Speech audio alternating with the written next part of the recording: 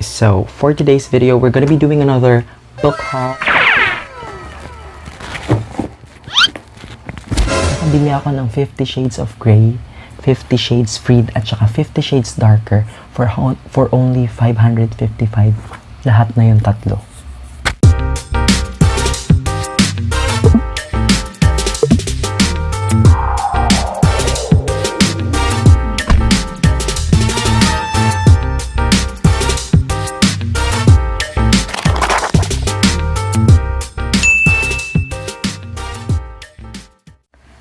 Hello random guys, I'm doing random and this is DwayneLit.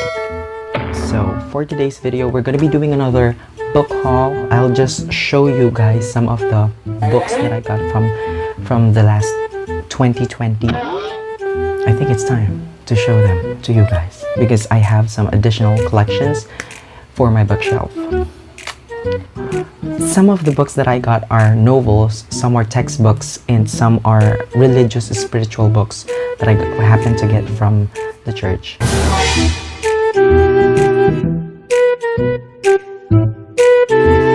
So let's start with those that I got from Shopee.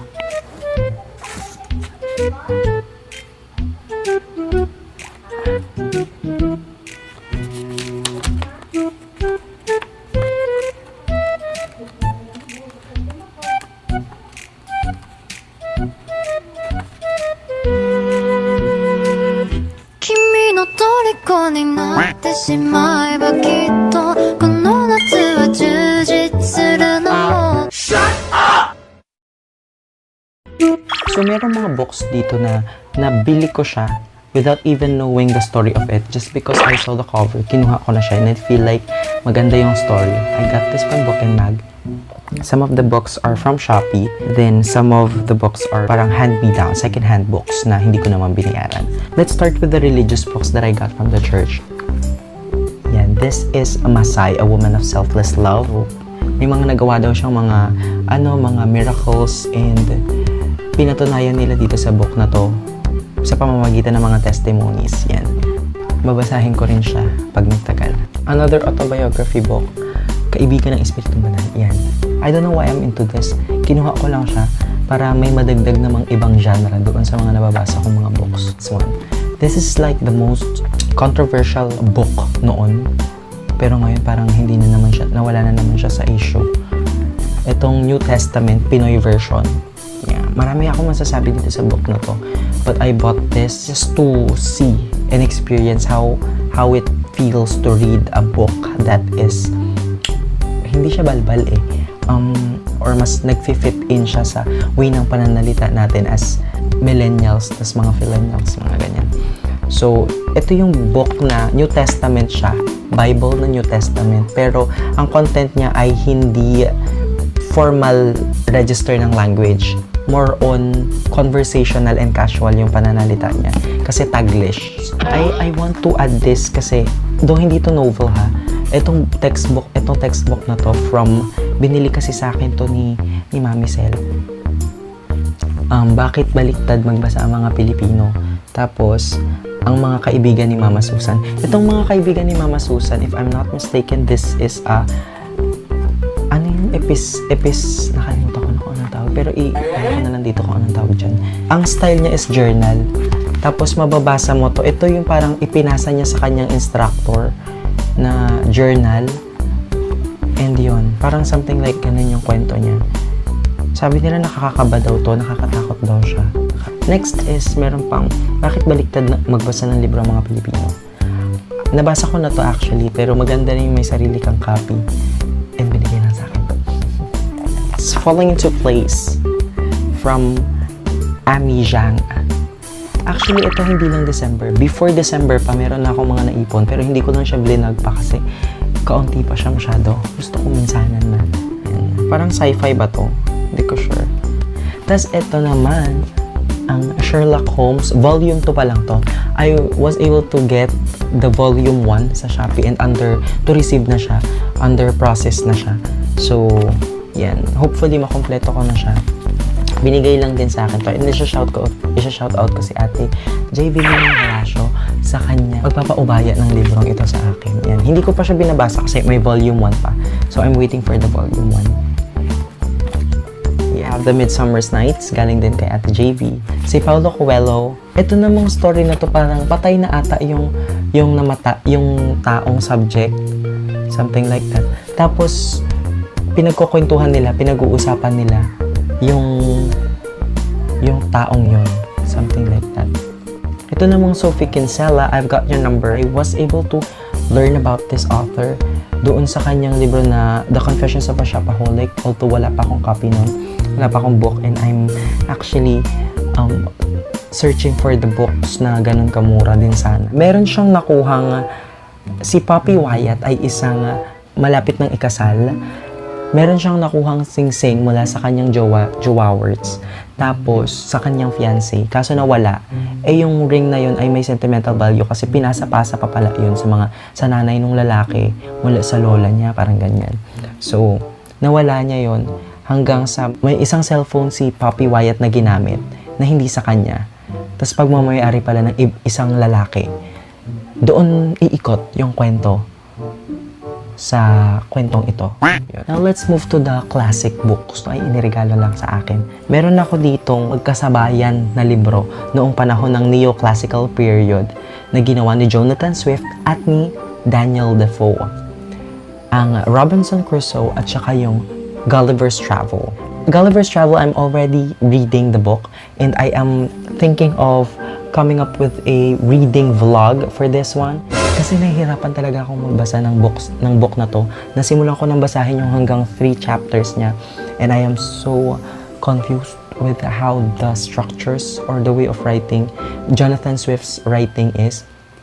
Siguro parang nabigla lang ako kasi biglang nagbago yung tone ng binabasa ko compared dun sa mga young adult literatures. And reading classical books is very difficult and it requires you a wider range of prior knowledge or stock knowledge before you get to understand the book, because in face value this can be a children's literature, but if you want to understand the substance of the book, mas malalim pa siya. And because this happens in the monarchy era, lahat ng mga sinasabi dito ni Jonathan Swift ay may something tungkol sa kanilang panahon noon. So it doesn't make sense if you are going to read it now.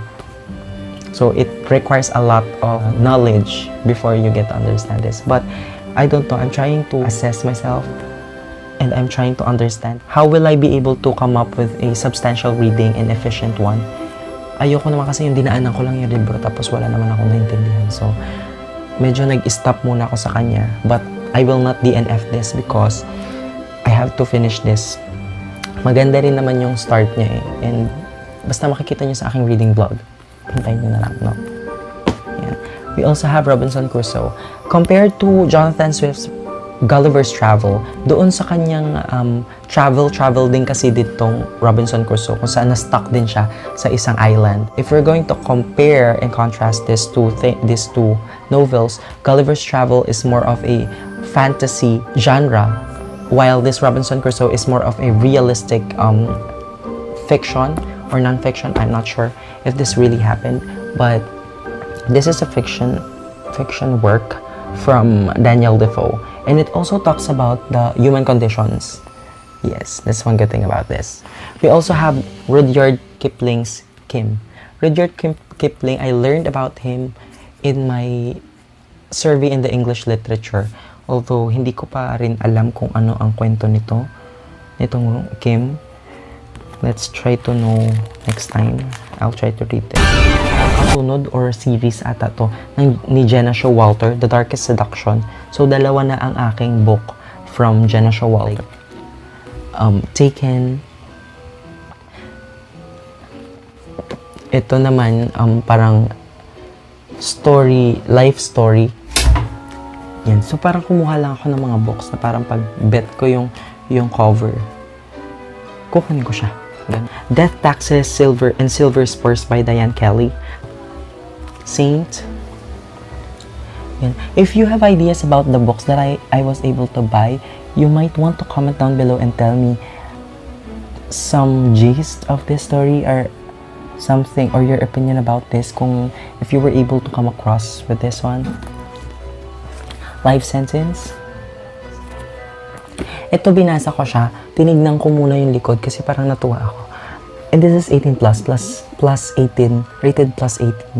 And this is a story of, ang pinaka nabasa, naintindihan ko doon sa kanyang likuran ay yung story siya ng isang ibang, ng mundo kung saan may mga breed ng mga species. Tapos, merong isang grupo ng breed na gustong ubusin yung breed ng mga feline, mga pusa, human cats, parang something like that. Tapos, may isang tao na gustong ipaghigante yung kanyang lipi, yung kanyang lahi. Kaya, kinidnap niya yung daughter ng kalaban nila, nung pinakapinuno na kalaban nila. Nung kinidnap niya, nalaman niya na wala palang kwenta or walang gagawing maganda yung head na kalaban nila. Okay lang, parang may plano pa pala na patayin nung pinakapinuno yung kinidnap niya. So parang imbis na maghiganti siya, na-realize niya na mas gusto niya na lang tulungan yung babae, yung daughter. So parang doon magkakaroon ata sila ng love story, something like that. Kung naintindihan mo yung gist na sila dito. So got this Batang pause. Binili sa akin to ni Mami Sel. Yes, 299, halos 310. And I'm so happy na may experience ko yung book. Yan. And for the last, ito yung pinaka-last na book na nakuha ko. And nakuha ko siya doon sa book sale. This costs for 555 pesos plus yung book na iba pa. Pero katuloy din itong book na to. Ito yun.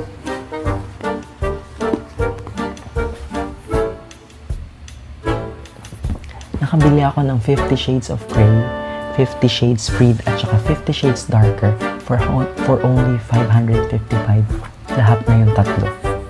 Pag tinignan mo kasi sa National Bookstore, para siyang mga 300 something, 400 something.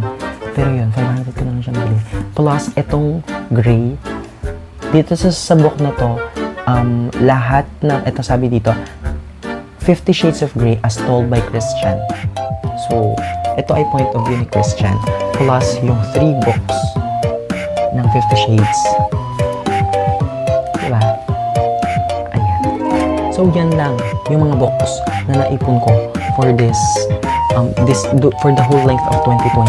And sana hopefully mabasa ko sila.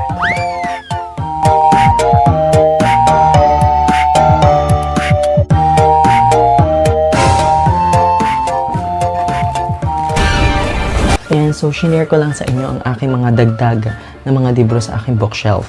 Yes, and one thing that I want you to feel as you watch this video is that I want you to be inspired on collecting books and be in love with collecting these precious pages. Although this may not be the books that you will need in your schools, the fact that you are having the hobby of loving books and reading books is enough for you to be a reading literate.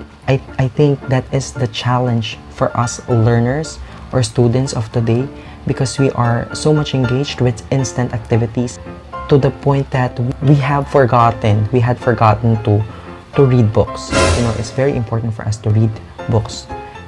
Kahit anong genre pa yan, kahit anong klaseng uri ng libro pa yan, you have to maintain your hobby or your routine at least 30 minutes per day na makakapagbasa ka ng libro at makapagbuklat ka ng aklat. That's it for this video. I hope you liked it. And sana na-inspire kayong mag-collecta rin ng mga libro at basahin nyo rin yung mga libro na nakokolekta nyo. I am Dwayne Random, and this is DwayneLit.